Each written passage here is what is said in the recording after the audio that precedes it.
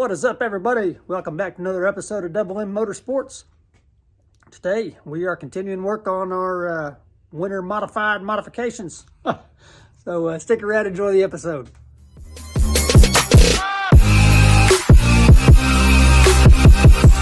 All right, we have got all kinds of parts showing up. I'll flip you around and show you what we got going on here. All right, so we got our new MD3, zoom out here, our new MD3 rear quarter. I've started the process of flattening it out. They send it to you in a roll in the winter time. This stuff is not easy to get flattened out. So let's see, got a box of parts here. We got the new power steering line, all kinds of fittings that I have no clue. I just ordered a kit, and I probably don't need half those fittings. I don't even know if they'll work for what I'm doing, but we will check it out. Got new, that's the outer bearing, U-bolts for the drive shaft. I ordered both sizes that they offered because I didn't know what size I needed. We got seals, bearing seals for the front wheels. We got new inner bearings, so both sides, inner outer bearings for both front wheels. We got a ball joint there, new ball joint, and then my pickup truck is loaded.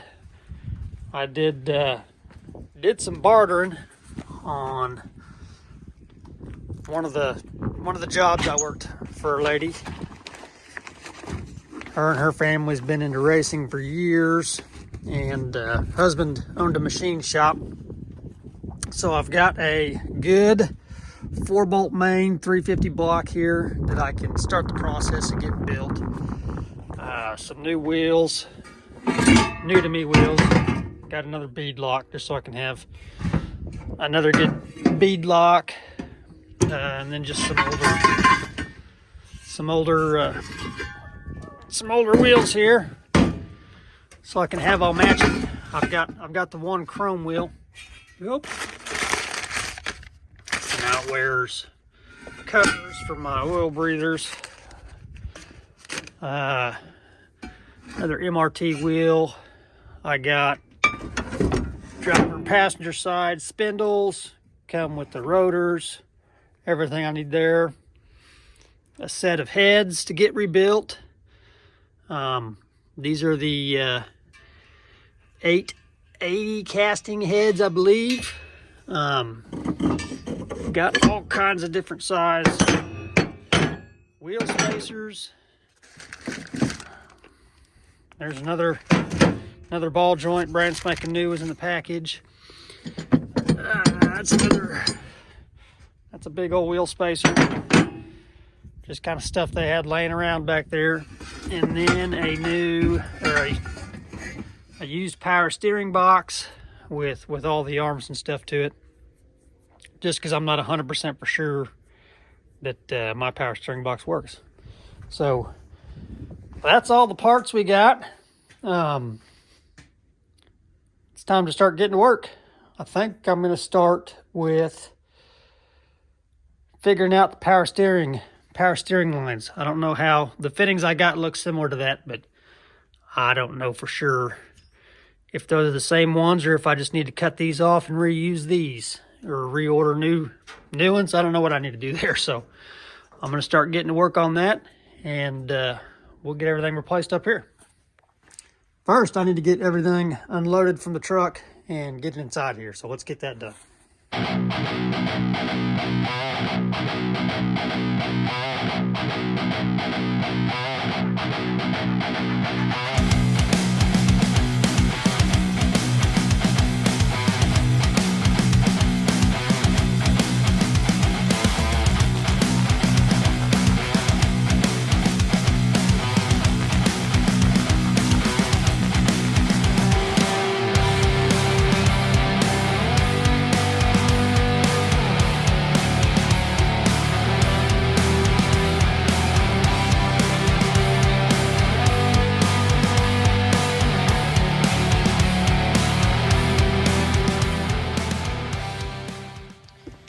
Okay, this is the line, one of the lines that needed replacing. I don't know if it's focusing or not. You can see it was leaking from down there during the turkey bowl. Just an older line. I didn't like how it was running right through the, I didn't like how it was running through there. I would rather it come just short and sweet and to the point, you know, from the power steering pump down to the box and running down through here. But they had so much excess line. I think that's why he ran it that way. So let's try to get you situated down here. Let's try to cut an end off of that and see what kind of fitting that is. I don't know if I've got any cutters that'll work. All right, got the Dremel with cutoff here. Safety glasses on. Let's see what we got in there.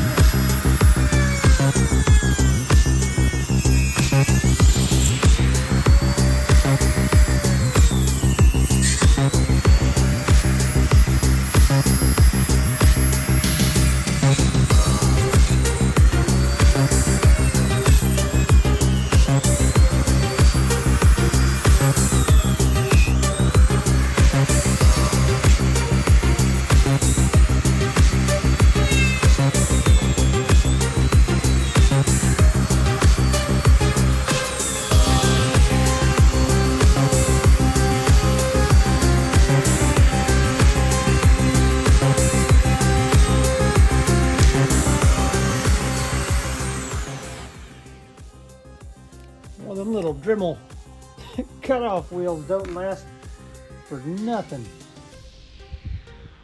Okay. Still can't tell.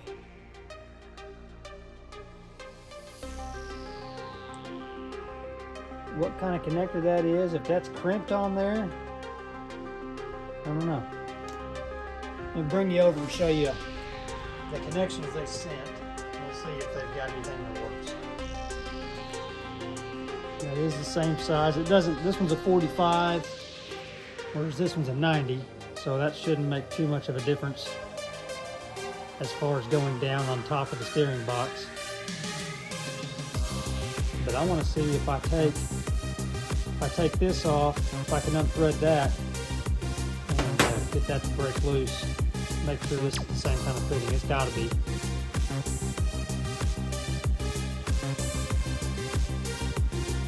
Okay. There's the old one. Yeah, it appears that's going to be. This is all I'm really wanting to make sure. I want to kind of see how it goes together so I don't mess up the new one.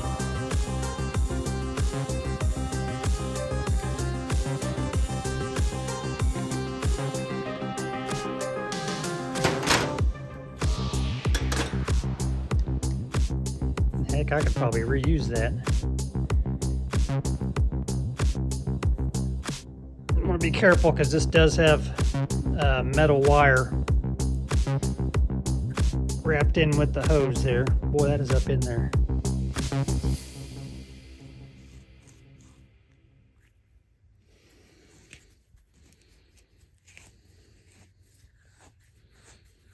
Okay, so that threads up on there. That's all it is. Okay. Yeah, these fittings have threads in them. I don't know if it'll allow you to see there or not. There's threads up inside those fittings there that grab onto the hose and pull it up in there. So I can even reuse. I just needed to get the dang hose. I didn't need to get the whole fitting assortment, but I guess it is nice to have some spare fittings. So I probably will use that 45 just because it kind of kicks it up at a little higher angle, and that kind of follows the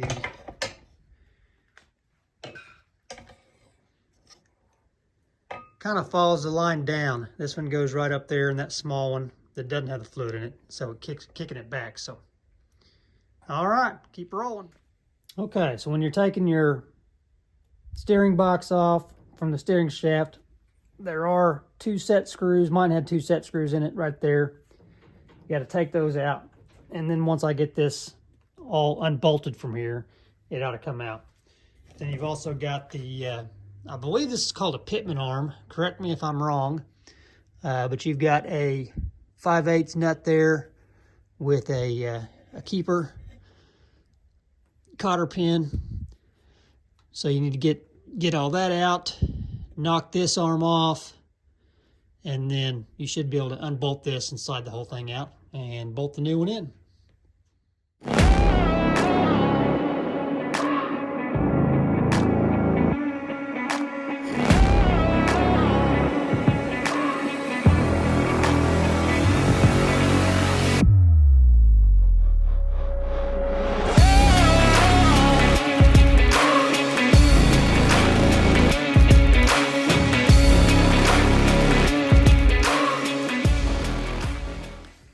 Okay, par for the course for me.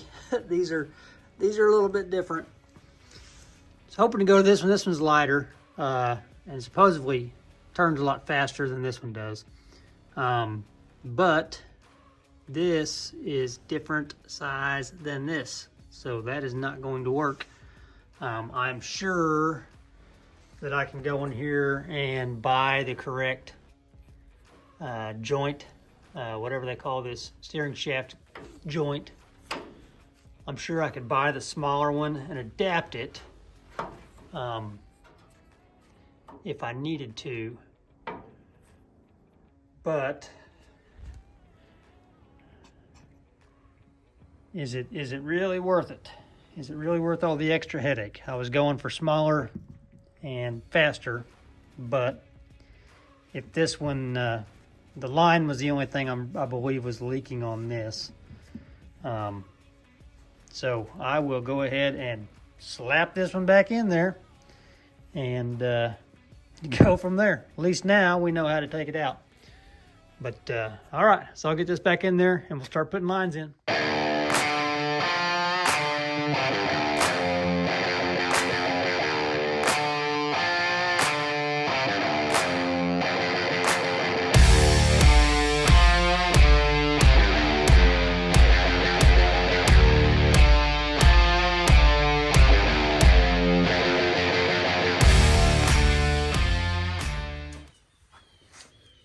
All right, I'm gonna bring you guys over here so we can all watch this together. This is the old fitting. I've got it cleaned out. And you go backwards to thread it on. So lefty. And I got it in there till I can see it tight right up there on top.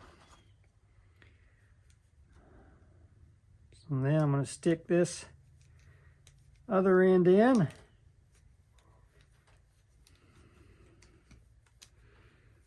I'm going to grab my wrenches. This is 1/2 inch down here. I just had maybe 3/4. Nope, I just had the crescent wrench on that.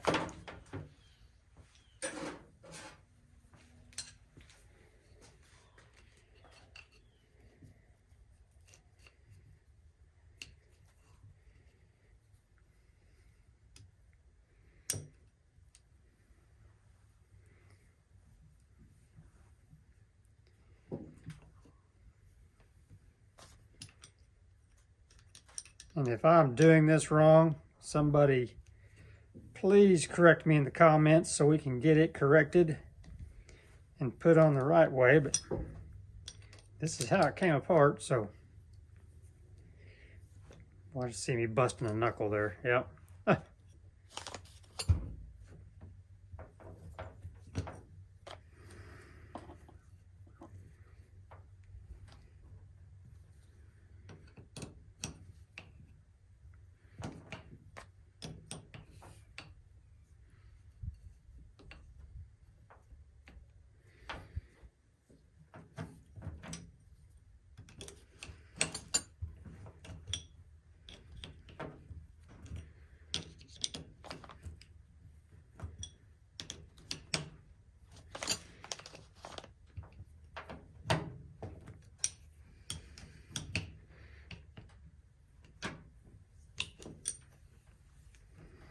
Ideally, I'd probably want to have this in a vise, but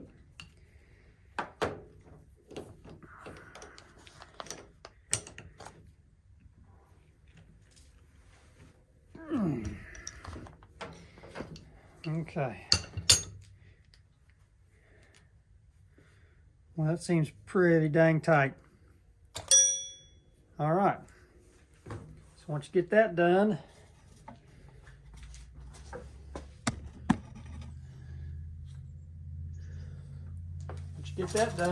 we're going to bring it over here to the car. And gosh, these are the same. Pretty sure that was on the back. I'm gonna have to go back and look at some video.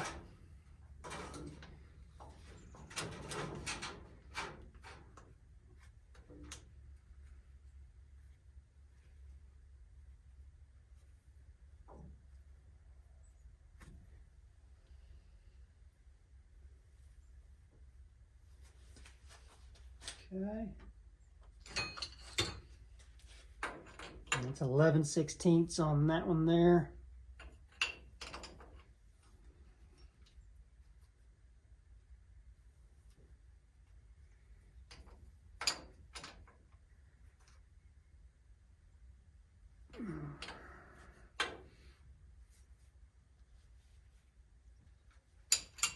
Okay.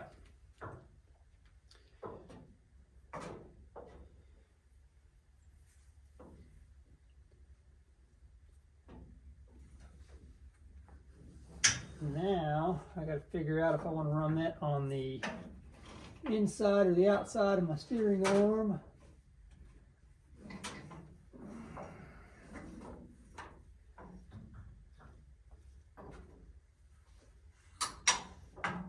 I will probably go on the outside of it. Squeeze in front of you guys here.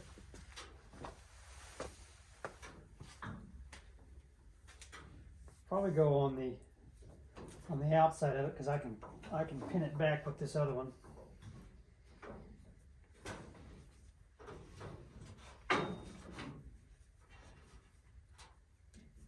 There we go. And we'll just kind of follow this line against the rail there, and that gets rid of all that. It was all coiled up in here. And we'll secure it down there. And I'll put the other end on that side. It'll be rinse and repeat on the other side. I'm just going to come in here.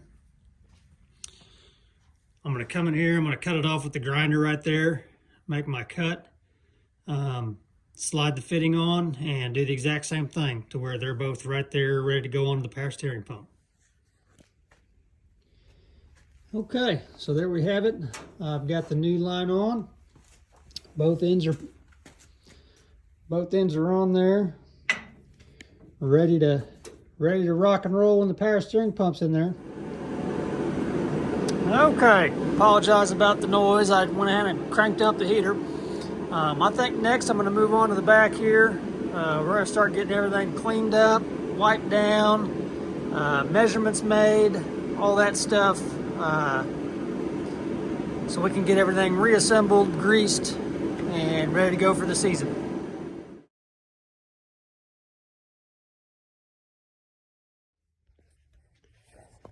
All right, boys and girls, got the rear suspension stuff all tore down. Word of advice is do not be as crappy of a race car owner as me. I should have never let this thing get as dirty as it was and is. A lot of the dirt and stuff is just stained this black. I cannot get it off, so I'm gonna have to probably slap some paint on there. I mean, you can even see up there. That's the, we kind of get into a rush on things, especially at the end of the season. It's hard not to, and with the luck that I had this year, with the luck I was having this year, a lot of times after the race was over and I'd blown a motor, I just went to the car wash, washed it off real quick to get it clean enough to put in the shop, and then put it away, and it sat for months.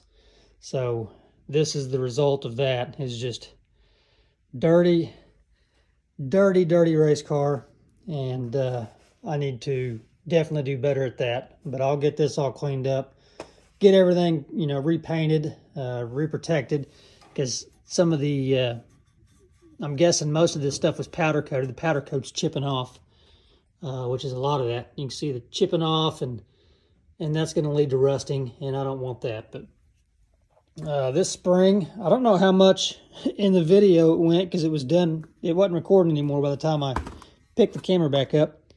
But I cannot find the poundage on this at all. I did see in an old video that I'd posted that I thought it was 200. So I don't know if there was a marking, you know, a paint pen marking on the side.